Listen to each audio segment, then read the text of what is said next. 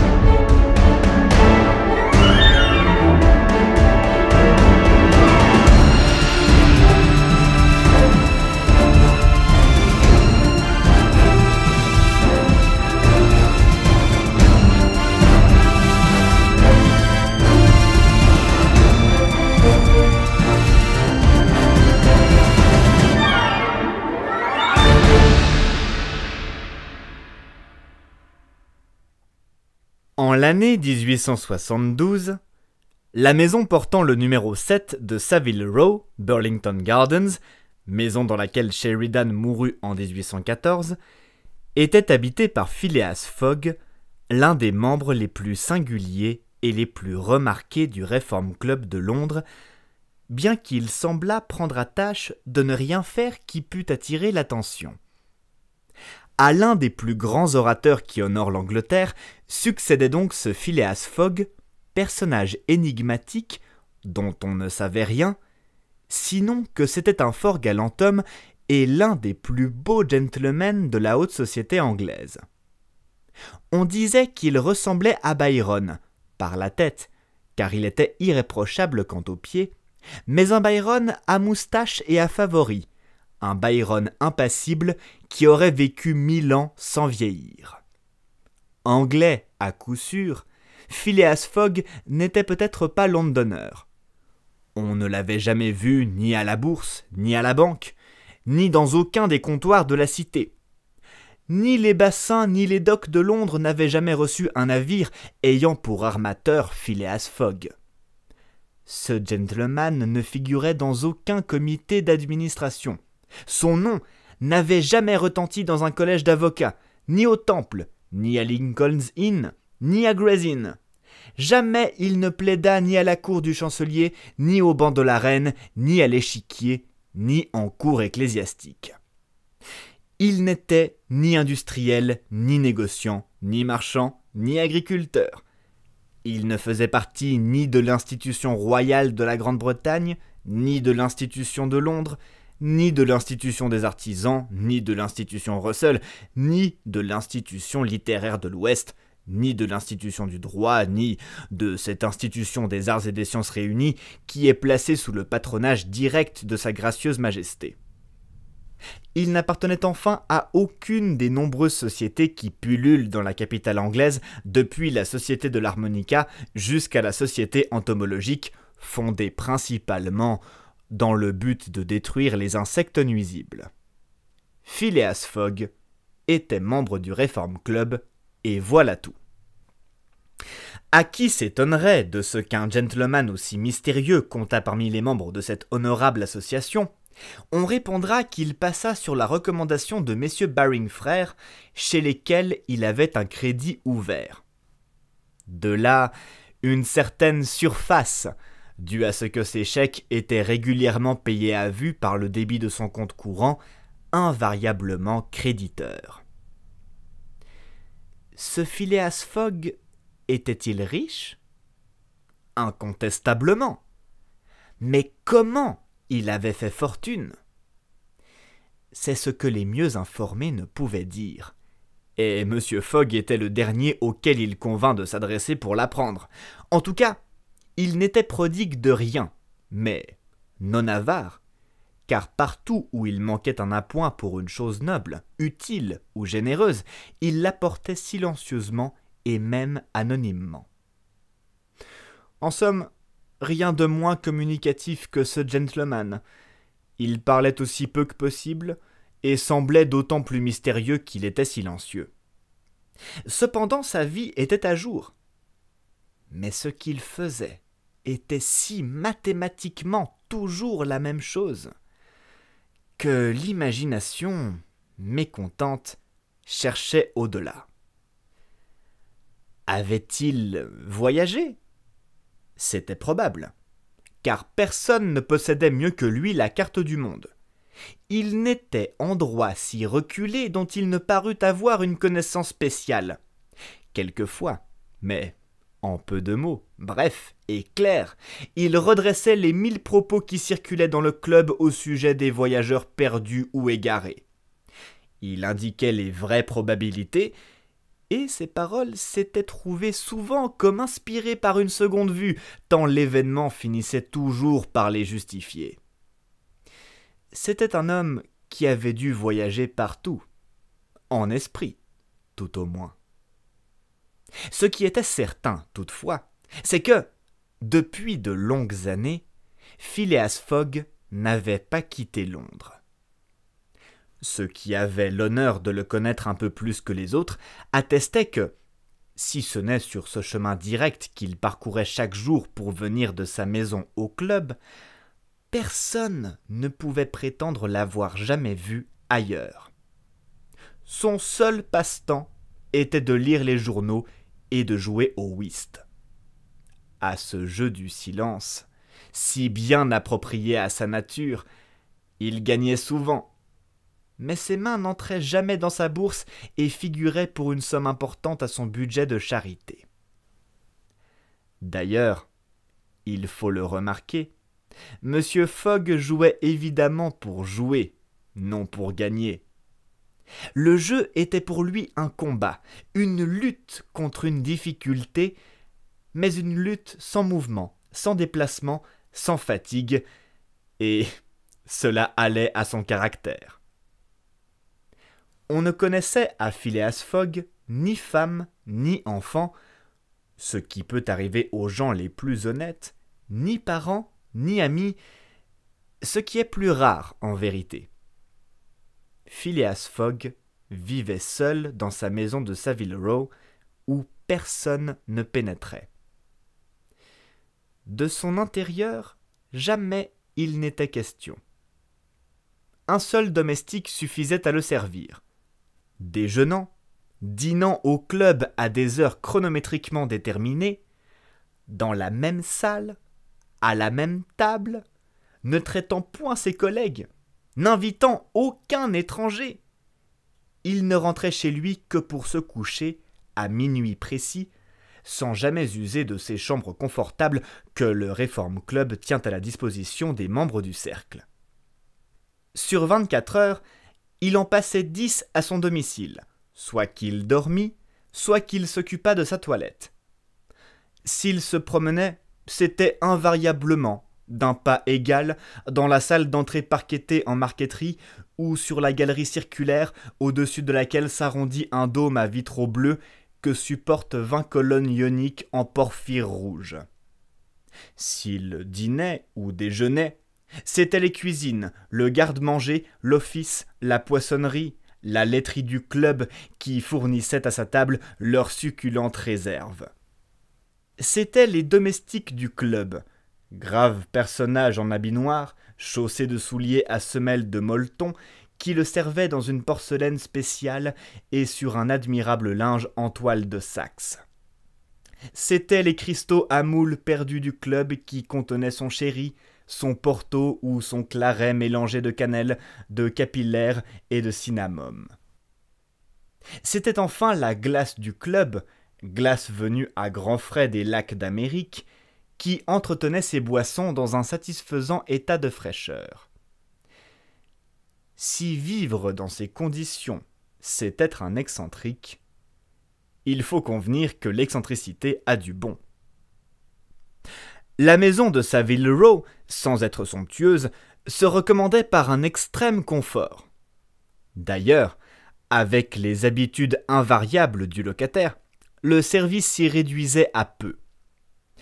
Toutefois, Phileas Fogg exigeait de son unique domestique une ponctualité, une régularité extraordinaire. Ce jour-là même, 2 octobre, Phileas Fogg avait donné son congé à James Forster, ce garçon s'étant rendu coupable de lui avoir apporté pour sa barbe de l'eau à 84 degrés Fahrenheit au lieu de 86, et il attendait son successeur qui devait se présenter entre 11h et 11h30. Phileas Fogg, carrément assis dans son fauteuil, les 2 pieds rapprochés comme ceux d'un soldat à la parade, les mains appuyées sur les genoux, le corps droit, la tête haute, regardait marcher l'aiguille de la pendule, appareil compliqué qui indiquait les heures, les minutes, les secondes, les jours, les quantièmes et l'année. À 11h30 sonnant, M. Fogg devait, suivant sa quotidienne habitude, quitter la maison et se rendre au Reform Club. En ce moment, on frappa à la porte du petit salon dans lequel se tenait Phileas Fogg. James Forster, le congédié, apparut. « Le nouveau domestique », dit-il. Un garçon d'une trentaine d'années se montra et salua. « Vous êtes français et vous vous nommez John ?» lui demanda Phileas Fogg. « Jean, n'en déplaise à monsieur, » répondit le nouveau venu. « Jean Passepartout, un surnom qui m'est resté et que justifiait mon aptitude naturelle à me tirer d'affaire. Je crois être un honnête garçon, monsieur, mais pour être franc, j'ai fait plusieurs métiers. J'ai été chanteur ambulant, écuyer dans un cirque, faisant de la voltige comme Léotard et dansant sur la corde comme Blondin, puis je suis devenu professeur de gymnastique, afin de rendre mes talents plus utiles, et en dernier lieu, j'étais sergent de pompier à Paris. J'ai même dans mon dossier des incendies remarquables. Mais voilà 5 ans que j'ai quitté la France et que, voulant goûter de la vie de famille, je suis valet de chambre en Angleterre. Or, me trouvant sans place, et ayant appris que M. Phileas Fogg était l'homme le plus exact et le plus sédentaire du Royaume-Uni, je me suis présenté chez monsieur avec l'espérance d'y vivre tranquille et d'oublier jusqu'à ce nom de Passepartout. « Passepartout me convient, » répondit le gentleman. « Vous m'êtes recommandé. J'ai de bons renseignements sur votre compte. Vous connaissez mes conditions ? » ?»« Oui, monsieur. »« Bien. Quelle heure avez-vous ? » ?»« 11h22, » répondit Passepartout, en tirant des profondeurs de son gousset une énorme montre d'argent. « Vous retardez, » dit M. Fogg. « Que monsieur me pardonne, mais c'est impossible. Vous retardez de 4 minutes. N'importe, il suffit de constater l'écart. Donc, à partir de ce moment, 11h29 du matin, ce mercredi 2 octobre 1872, vous êtes à mon service. » Cela dit, Phileas Fogg se leva, prit son chapeau de la main gauche, le plaça sur sa tête avec un mouvement d'automate et disparut sans ajouter une parole. Passepartout entendit la porte de la rue se fermer une première fois. C'était son nouveau maître qui sortait, puis une seconde fois. C'était son prédécesseur, James Forster, qui s'en allait à son tour. Passepartout demeura seul dans la maison de Savile Row.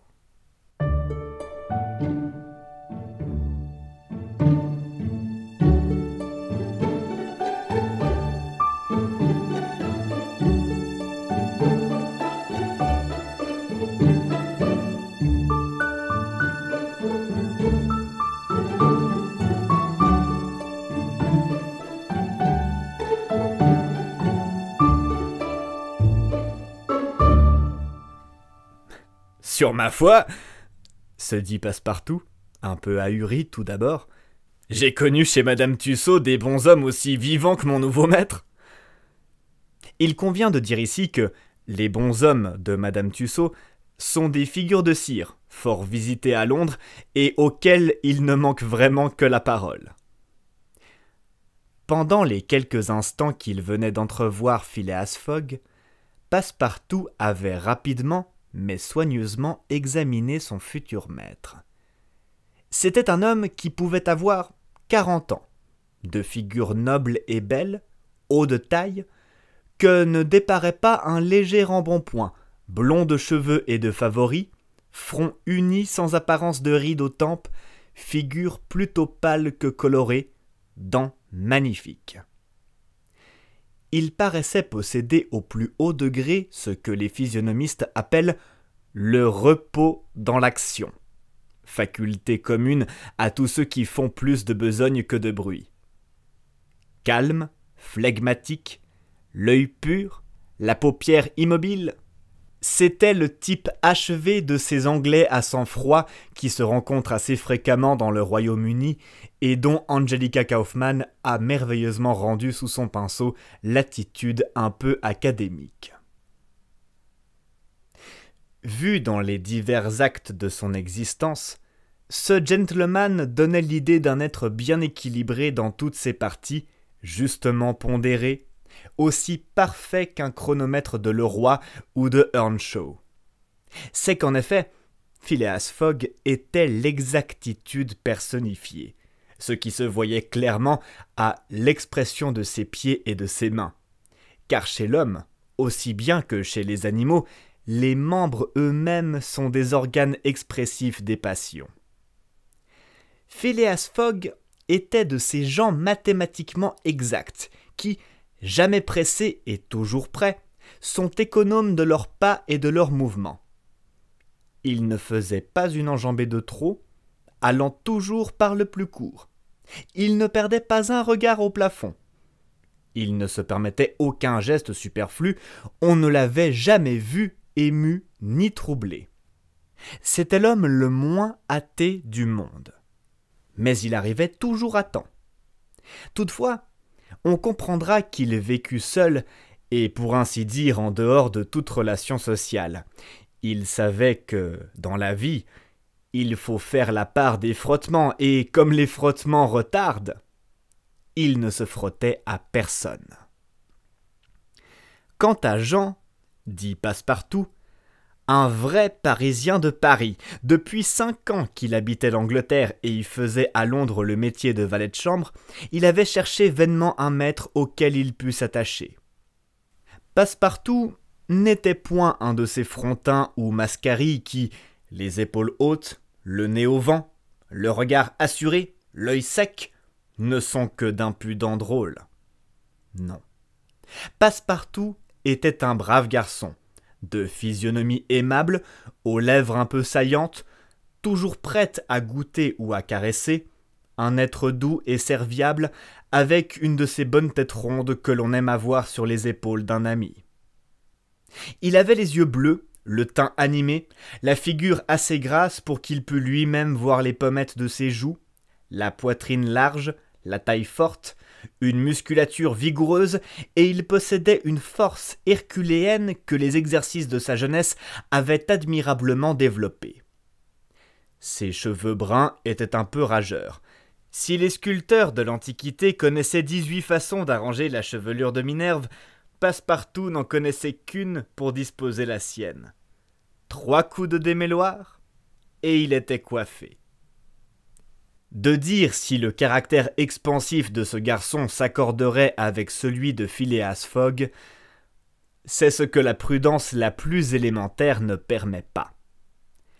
Passepartout serait-il ce domestique foncièrement exact qu'il fallait à son maître? On ne le verrait qu'à l'user.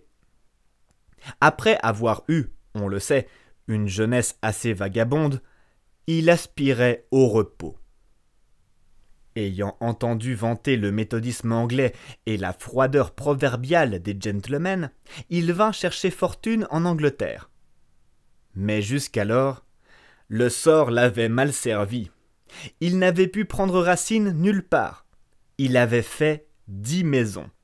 Dans toutes, on était fantasque, inégal, coureur d'aventure ou coureur de pays, ce qui ne pouvait plus convenir à Passepartout. Son dernier maître, le jeune Lord Longsferry, membre du Parlement, après avoir passé ses nuits dans les Oysters Rooms des Market, rentrait trop souvent au logis sur les épaules des policemen.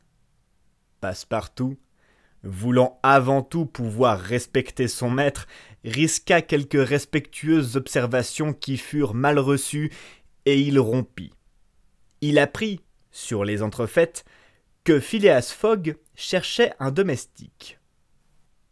Il prit des renseignements sur ce gentleman, un personnage dont l'existence était si régulière, qui ne découchait pas, qui ne voyageait pas, qui ne s'absentait jamais, pas même un jour, ne pouvait que lui convenir.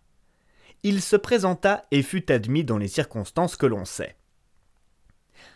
Passepartout, 11h30 étant sonné, se trouvait donc seul dans la maison de Saville Row. Aussitôt, il en commença l'inspection. Il la parcourut de la cave au grenier. Cette maison propre, rangée, sévère, puritaine, bien organisée pour le service, lui plut. Elle lui fit l'effet d'une belle coquille de colimaçon, mais d'une coquille éclairée et chauffée au gaz, car l'hydrogène carburé y suffisait à tous les besoins de lumière et de chaleur. Passepartout trouva sans peine, au second étage, la chambre qui lui était destinée. Elle lui convint. Des timbres électriques et des tuyaux acoustiques la mettaient en communication avec les appartements de l'entresol et du premier étage. Sur la cheminée, une pendule électrique correspondait avec la pendule de la chambre à coucher de Phileas Fogg, et les deux appareils battaient au même instant la même seconde. « Slam va! Slam va !» se dit Passepartout. Il remarqua aussi, dans sa chambre, une notice affichée au-dessus de la pendule. C'était le programme du service quotidien. Il comprenait, depuis 8 heures du matin, heure réglementaire à laquelle se levait Phileas Fogg, jusqu'à 11h30, heure à laquelle il quittait sa maison pour aller déjeuner au Reform Club, tous les détails du service. Le thé et les rôtis de 8h23, l'eau pour la barbe de 9h37, la coiffure de 10h-20, etc. Puis, de 11h30 du matin à minuit, heure à laquelle se couchait le méthodique gentleman, tout était noté, prévu, régularisé. Passepartout se fit une joie de méditer ce programme et d'en graver les divers articles dans son esprit. Quant à la garde-robe de monsieur, elle était fort bien montée et merveilleusement comprise. Chaque pantalon, habit ou gilet portait un numéro d'ordre reproduit sur un registre d'entrée et de sortie indiquant la date à laquelle, suivant la saison, ces vêtements devaient être tour à tour portés. Même réglementation pour les chaussures. En somme, dans cette maison de Saville Row, qui devait être le temple du désordre à l'époque de l'illustre mais dissipé Sheridan, ameublement confortable, annonçant une belle aisance. Pas de bibliothèque, pas de livres, qui eussent été sans utilité pour M. Fogg, puisque le Reform Club mettait à sa disposition 2 bibliothèques, l'une consacrée aux lettres, l'autre au droit et à la politique. Dans la chambre à coucher, un coffre-fort de moyenne grandeur que sa construction défendait aussi bien de l'incendie que du vol. Point d'armes dans la maison, aucun ustensile de chasse ou de guerre. Tout y dénotait les habitudes les plus pacifiques. Après avoir examiné cette demeure en détail, Passepartout se frotta les mains, sa large figure s'épanouit, et il répéta joyeusement « Slam va! Voilà mon affaire! Nous nous entendrons parfaitement, monsieur Fogg et moi. Un homme casanier et régulier. Une véritable mécanique. Eh bien, je ne suis pas fâché de servir une mécanique. »